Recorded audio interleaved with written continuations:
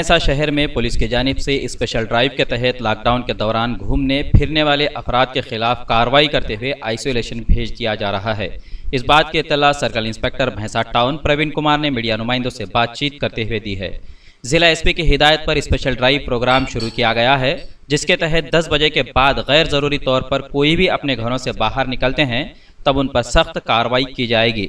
उन्होंने आवाम से अपील की है कि वो बिला किसी ज़रूरत के अपने घरों से बाहर ना निकले। जो कोई भी लॉकडाउन की खिलाफवर्जी करते हुए पाया जाता है या फिर गैर ज़रूरी बाजार में घूमते फिरते हुए नजर आएगा तब उसकी कोविड जांच की जाएगी और आइसोलेशन भेज दिया जाएगा। इस मौके पर सब इंस्पेक्टर भैंसा टाउन के अलावा महकमे पुलिस के ओहदेदारान मौजूद थे।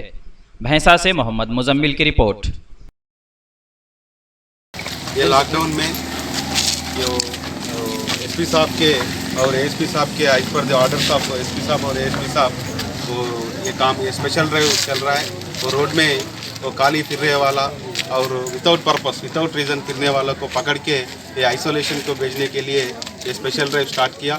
सभी लोगों की भैंसा शहर में सभी लोगों की मैं गुजारिश करता हूँ वो शाम में 6 बजे से 10 बजे तक आपका क्या काम है वो काम एसेंशियल काम है वो कंप्लीट करके आप घर में रहो। ये कोविड के हम लोग विजय करने के लिए ये बहुत इम्पॉर्टेंट है। इसीलिए पूरा भैंसा शहर लोगों को मैं गुजारिश करता हूँ वो 10 बजे के बाद बाहर मत आओ। वो कुछ एसेंशियल चीज़ है तो 10 बजे से पहला खरीद करो और कुछ मेडिकल और कुछ है तो बाहर आओ। तो विदाउट रीज़न वो बाहर मत आओ। ये हमारा भैंसा पुलिस तरफ से वो गुजारिश। इंडिया समय पर मज़ीद दिलचस्प प्रोग्राम्स देखने के लिए आप लॉग इन कीजिए हमारे वेबसाइट www.indiasamay.com।